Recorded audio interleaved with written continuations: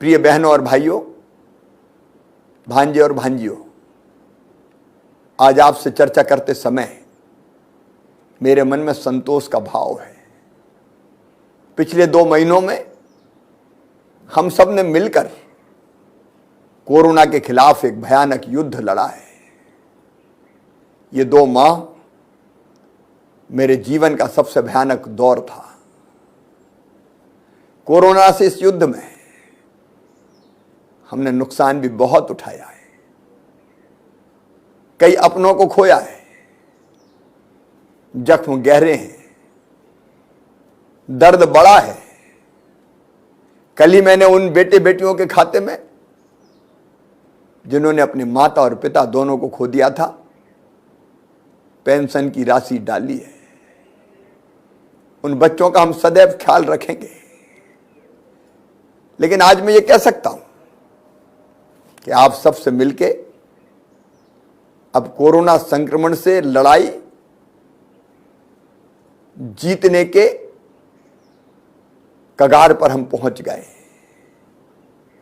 उस लड़ाई में आप सबका सहयोग मिला, जनता का साथ मिला, समाज के हर वर्ग ने सहयोग किया। सारे जिम्मेदार जनप्रतिनिधि हो, समाज सेवी हो, स्वयंसेवी संस्थाएं हो, सामाजिक राजनीतिक दलों के कार्यकर्ता हो, सरकारी अमला हो, डॉक्टर हो, नर्स हो, पैरामेडिकल स्टाफ हो, पुलिस के मित्रों, अलग अलग विभागों का अमला हो, सबने अपना सर्वश्रेष्ठ देने की कोशिश की है, अपनी जान झोंक के काम किया। मैं ऐसे सभी बहनों और भाइयों का आभारी हूं। शहरी हो, व्यापारी हो, गांव के भाई बहन हो, मजदूर हो, कामगार हो, किसान हो, सबका साथ इस लड़ाई में मिला। और आज मैं विशेष रूप से धन्यवाद देना चाहूंगा भारत के प्रधानमंत्री श्रीमान नरेंद्र मोदी जी को। संकट के उस दौर में जैसा सहयोग प्रधानमंत्री जी ने दिया, सचमुच में वो अद्भुत है। मैं ऑक्सीजन के संकट को नहीं भूल सकता। प्रधानमंत्री जी से बात की, उन्होंने एयरफोर्स के विमान खाली टैंकरों के लिए भेज दिए, ऑक्सीजन जल्दी पहुंच जाए, इसलिए ऑक्सीजन रेल चलाई गई, दवाइयों के इंतजाम में पूरा सहयोग दिया गया। हर संभव सहयोग भारत सरकार से मिला। इसलिए मैं प्रधानमंत्री जी और उनकी पूरी टीम को हृदय से धन्यवाद देता हूं। मेरे बहनों और भाइयों, हर उस भाई को, बहन को जिसका सहयोग हमको इस लड़ाई के दौरान मिला, मैं धन्यवाद देता हूं। लेकिन लड़ाई अभी बाकी है। यह बात अलग है कि आज संतोषजनक स्थिति है। अब 30 मई को जो टेस्ट हुए थे 75,417, उसमें से पॉजिटिव आए केवल 1205। पॉजिटिविटी रेट लगातार घटता जा रहा है, 1.6% तक पहुंच गया है। रिकवरी रेट बढ़ के हमारा लगभग 96% हो गया है। लगातार स्थिति सुधर रही है। अब 30 मई के टेस्ट में तो खंडवा में एक भी पॉजिटिव नहीं आया। और प्रदेश के 30 जिले ऐसे हैं जहां 10 से कम पॉजिटिव केस आए हैं। इंदौर और भोपाल, इन 2 शहरों ने भी भरसक प्रयास किया है। अब आने वाले केसेस घटते जा रहे हैं, लेकिन बड़ी संख्या में केसेस अभी भी हैं। और कुछ जिले ऐसे जहां घटते हैं लेकिन दूसरे दिन बढ़ भी जाते हैं। इसलिए संक्रमण को नियंत्रित तो किया है, लेकिन संकट अभी टला नहीं है, इसलिए सावधान रहने की जरूरत है। ब्लैक फंगस नाम की बीमारी से भी हम लड़ रहे हैं। ब्लैक फंगस के जो पेशेंट्स हैं उनकी हम पूरी चिंता कर रहे हैं। इंजेक्शन का, एंटी फंगल इंजेक्शन का संकट था, लेकिन अब उनकी आपूर्ति भी सुनिश्चित होती जा रही है और प्राइवेट अस्पतालों में भी इंजेक्शन भेजने का हम इंतजाम कर रहे हैं। ब्लैक फंगस से निपटने में भी हम अपनी तरफ से कोई कसर नहीं छोड़ेंगे। हमें ब्लैक फंगस से भी लड़ना है, लेकिन कोरोना से भी लड़ाई लड़ते रहना है। इसलिए कोरोना कर्फ्यू अभी हम समाप्त नहीं कर रहे हैं। कोरोना कर्फ्यू 15 जून तक जारी रहेगा, लेकिन कोरोना कर्फ्यू में हम छूट दे रहे हैं, सुरक्षा भी और समृद्धि भी। अपनी सुरक्षा भी करना है, लेकिन आर्थिक गतिविधियां चालू भी करना है, ताकि बिजनेस, व्यापार चल सके, निर्माण के काम चल सके, गरीब की रोटी चल सके, मेहनत मजदूरी मिल सके। इसलिए क्राइसिस मैनेजमेंट ग्रुप, चाहे वो हमारे जिले के हों,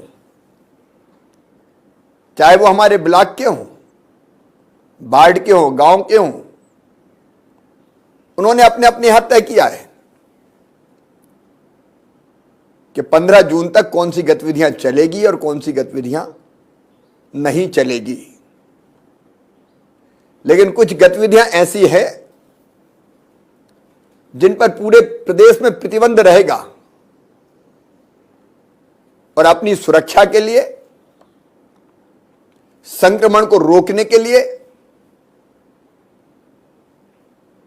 वो पाबंदियां जरूरी है।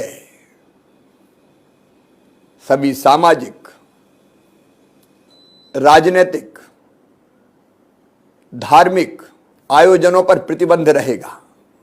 खेल की गतिविधियां, मनोरंजन, शैक्षणिक सांस्कृतिक गतिविधियां, मेले इत्यादि पूरी तरह से प्रतिबंधित रहेंगे। स्कूल, कॉलेज, कोचिंग संस्थान ये भी बंद रहेंगे। सिनेमाघर, शॉपिंग मॉल्स, व्यायामशाला, gym, swimming pool, theatre, picnic spot, bar, auditorium, सभागृह, ये सभी बंद रहेंगे। अत्यावश्यक सेवाएं देने वाले कार्यालय के अतिरिक्त शेष कार्यालय 100% अधिकारी और केवल 50% कर्मचारियों के साथ संचालित हो सकेंगे। सभी धार्मिक और पूजा स्थल एक समय में, उनमें 4 से अधिक भाई बहन नहीं जाएंगे, ताकि पूजा हो सके लेकिन भीड़ ना लगे। अंतिम संस्कार में अधिकतम 10 लोग सम्मिलित होंगे। मृत्यु भोज में भी 10 लोग ही सम्मिलित हो सकेंगे। विवाह में दोनों पक्षों के मिला के 20 लोग सम्मिलित हो सकेंगे। किसी भी एक स्थान पर एक साथ 6 लोगों से अधिक संख्या में लोग इकट्ठा नहीं होंगे। पूरे प्रदेश में शनिवार रात 10 बजे से सोमवार सुबह 6 बजे तक पूरी तरह से जनता कर्फ्यू लागू रहेगा और रोज पूरे प्रदेश में रात 10 बजे से लेके सवेरे 6 बजे तक नाइट कर्फ्यू लागू रहेगा। कुछ जिलों ने वहां संक्रमण की स्थिति देख के इन प्रतिबंधों को और कड़ा किया है। वो जिले आपको सूचना दे देंगे, अपने जिले की जनता को बताएंगे ताकि वहां संक्रमण फिर से न बढ़ सके। कुछ गतिविधियां ऐसी जो संपूर्ण प्रदेश में मुक्त रहेंगी, मतलब की जा सकेंगी। समस्त प्रकार के उद्योग, औद्योगिक गतिविधियां, उद्योग में कच्चा माल या तैयार माल का आवागमन, अस्पताल, nursing home, clinic, medical insurance companies, अन्य स्वास्थ्य एवं चिकित्सा सेवाएं, पशु चिकित्सा अस्पताल, केमिस्ट, राशन की दुकानें, किराना दुकानें, फल सब्जियां, डेयरी, दूध, पशु आहार की दुकानें, petrol diesel pump, gas station, रसोई गैस, मंडी, खाद बीज, कृषि यंत्र की दुकानें, खेती संबंधी सभी गतिविधियां चालू रहेंगी। रेस्टोरेंट और भोजनालय, उनमें टेक होम डिलीवरी की जा सकेगी। लॉजिंग, होटल, आगंतुकों के साथ रूम डाइनिंग के साथ चालू रहेंगे।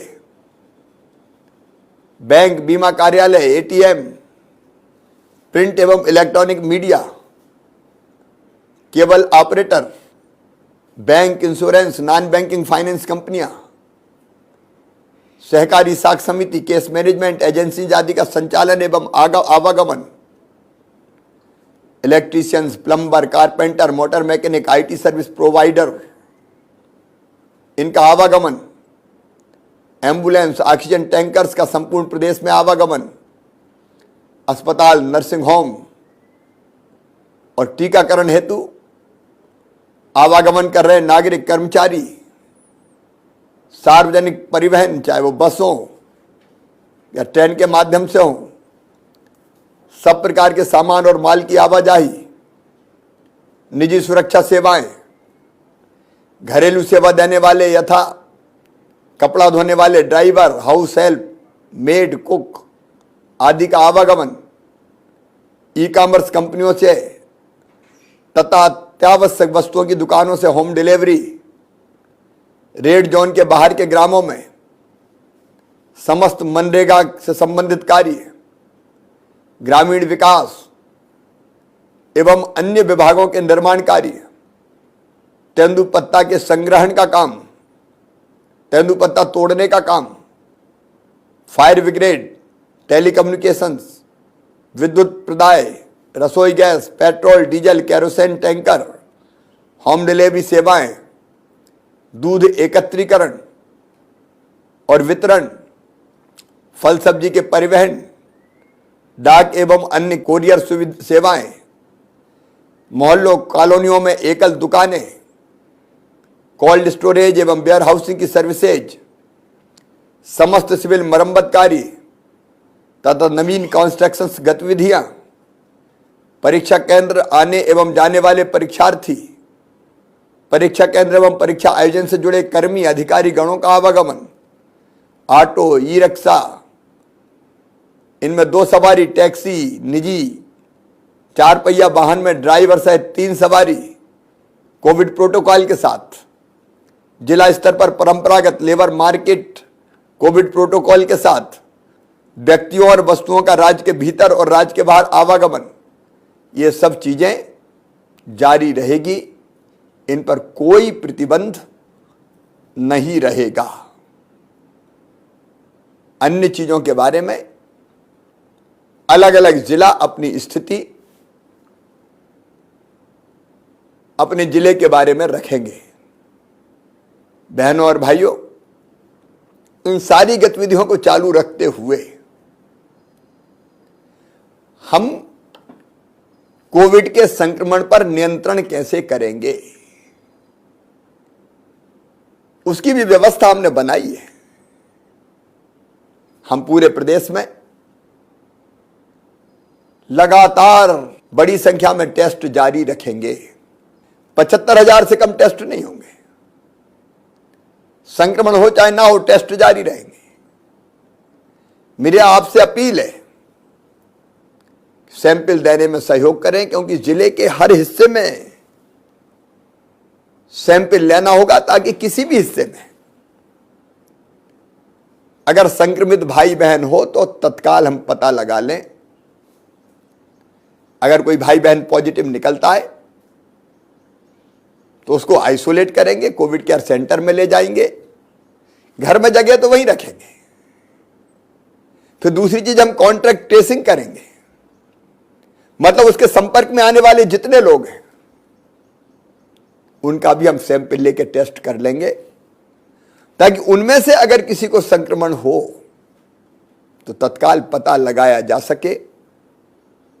कोविड केयर सेंटर हमारे चालू रहेंगे, किल कोरोना अभियान चलता रहेगा। मेरा सभी गांव की क्राइसिस मैनेजमेंट कमेटी के भाई बहनों से निवेदन है कि किल कोरोना अभियान के अंतर्गत जब हमारा अमला आपके गांव पहुंचे तो उसके साथ जरूर जाइए, ताकि सर्दी जुकाम बुखार खांसी का कोई भी प्रकरण गांव में मिले तो हम तत्काल दवाई दे सकें, उसका सैंपल ले सकें, टेस्ट कर सकें। समय पर पता लगना ही संक्रमण को रोकने का प्रभावी उपाय है। और ये सारे प्रयत्न करके हम संक्रमण को तत्काल पहचानेंगे, फैलने नहीं देंगे, तत्काल उपचार करेंगे, व्यवस्थाएं करेंगे। इससे संक्रमण बढ़ने से रुकेगा, आर्थिक गतिविधियां भी चलती रहेगी और संक्रमण भी बढ़ने से रुकता रहेगा। लेकिन इसके साथ प्रदेशवासियों से मैं हाथ जोड़ के यह प्रार्थना करता हूं, अति आत्मविश्वास में मत आना। कोविड एप्रोप्रिएट बिहेवियर हमको करना ही पड़ेगा, और कोविड एप्रोप्रिएट बिहेवियर का मतलब कोरोना के संक्रमण को रोकने का व्यवहार। और इसलिए मेरी अपील है, फेस मास्क जरूर लगाएं।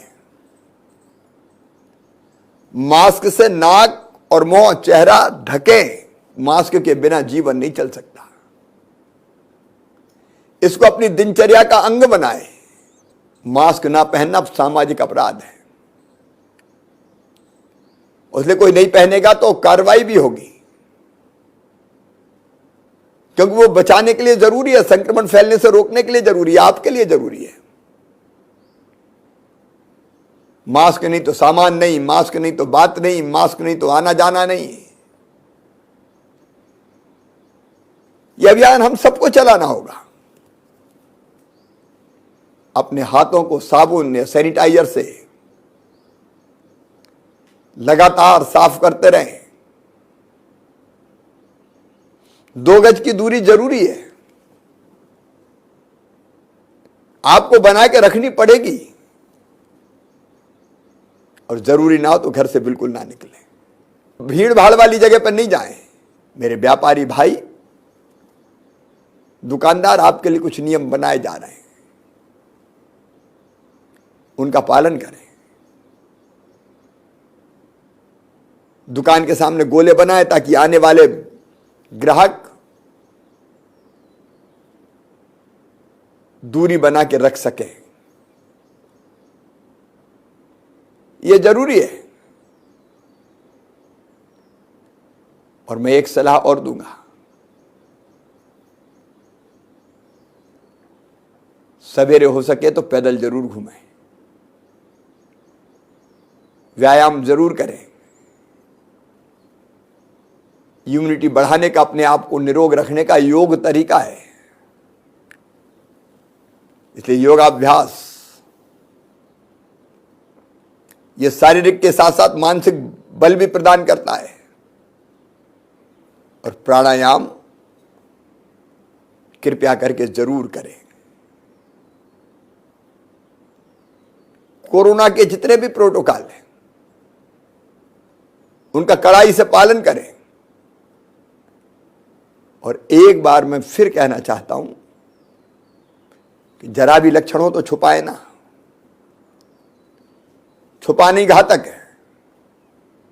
तुरंत टेस्ट कराए, आइसोलेट हो जाए,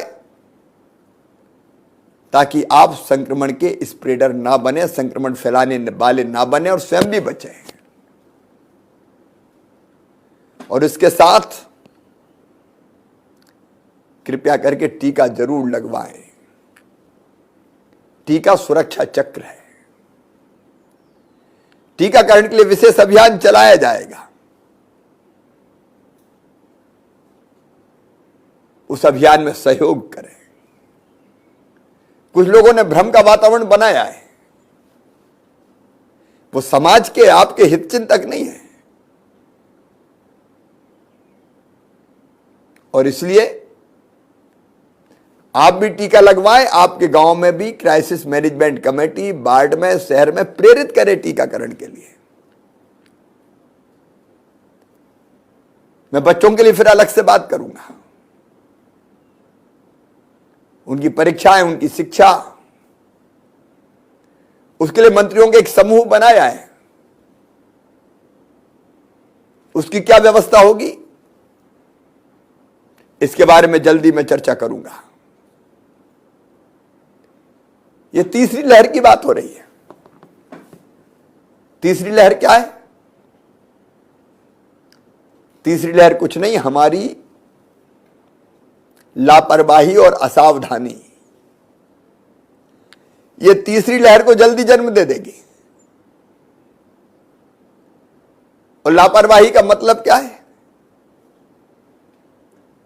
हम कोविड एप्रोप्रिएट बिहेवियर का पालन ना करें तो एक भी संक्रमित होगा वो 10 को संक्रमित करेगा, 10 100 को करेंगे, 100 1000 को करेंगे।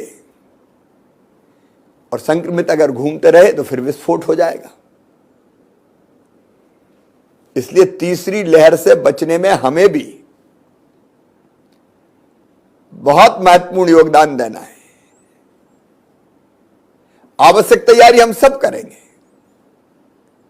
अस्पताल में ऑक्सीजन बेड, आईसीयू बेड, बच्चों के पार्ट,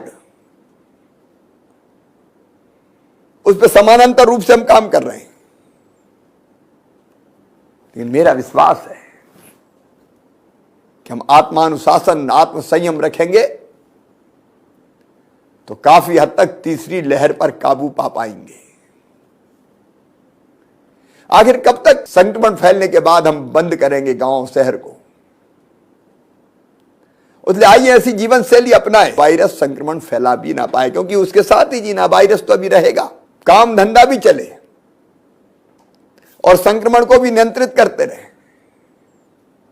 और फिर कहना चाहता हूं, ये जवाबदारी अकेले मुख्यमंत्री की नहीं है। मैं कोई कसर नहीं छोड़ूंगा, दिन और रात एक करता रहूंगा। लेकिन आपको साथ देना पड़ेगा, जैसा अभी साथ दिया है। मिलकर काम करेंगे, निश्चित तौर पर हम मिलकर लड़े। क्या काम किया गांव वालों ने, शहर वालों ने, आमजन ने, क्राइसिस मैनेजमेंट कमेटियों ने। मैं अभिभूत हूं। और आप सबके कारण ही आज संक्रमण पर नियंत्रण पाया है। और अभी भी साथ मिलकर लड़ना है, निश्चिंत नहीं हो जाना है। कठिनाइयों को पार करके विजय तो हमने पाई है, पर सावधान रहना होगा, अभी आगे लंबी लड़ाई है। मेरे बहनों और भाइयों, हम सावधान रह के काम करते रहें तो दुनिया भी हम चलाते रहेंगे और संक्रमण को भी हम काबू में रखेंगे। आइए बहनों और भाइयों, जिंदगी अनलॉक करें, कोरोना को लॉक करें। बहुत बहुत धन्यवाद।